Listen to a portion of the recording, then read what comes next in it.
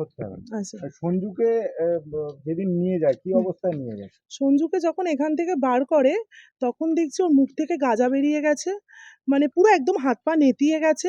আর ওর বোনের বর আর একজন ড্রাইভার এসেছিলেন, তিনি সে পাজা করে চাদরের মধ্যে দিয়ে নিয়ে চলে গেছিলেন, গাড়িতে তুললো।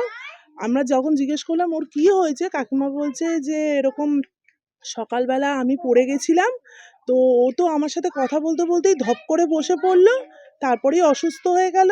এইটুকুনি কাকিমা মানে কাকি শাশুড়ি যেইটুকুনি বলেছে ওইটুকুনি, সঞ্জুর মা এইটুকুনি শুনলাম যে অসুস্থ হয়ে গেছে। তারপর এখানে আমাদের পাড়ায় একজন মানে ডক্টর ঠিক নয়, ওই সেমি যাই হোক, ও মনু ডক্টর বলে, মনুকে নিয়ে আসা হয়েছে।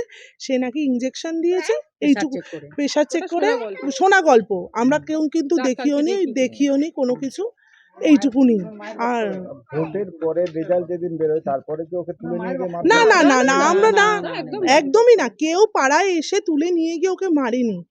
ও হয়তো কোনো ওই আমাদের ফ্রেন্ডস ক্লাব বলে ওখানে একটা ক্লাব রয়েছে, এখান থেকে বেরিয়ে গেলে ওখানে গিয়ে ওখানে ওকে ডাকা হয়েছে না কি হয়েছে, ও আড্ডা মারতে গেছে, ওরকমই ঘটনা শুনেছি। যে সবাই মিলে ওকে কারা মেরেছে সেটাও আমরা জানি না, কিন্তু মার খাওয়ার পর ও পুরো সুস্থ ছিল, দিব্যি ঘোরাফেরা। 15 দিন আমরা তো দেখেছি, 20 দিন, ওর মধ্যে কোনো রকম চেঞ্জেস দেখিনি। ও ঘুরেছে ফিরেছে সবার সাথে, আমাদের সাথে হাসি গল্প করে, ওর বন্ধুরাও কোনো কিছুই ওর মধ্যে সিমটম, একটা শরীর খারাপ হলে তো সিমটম হয়, সেই সিমটমটা কিন্তু আমরা কোনো দেখিনি। নেশা করতো আর খুব নেশা করতো, এইটুকুনি জানি।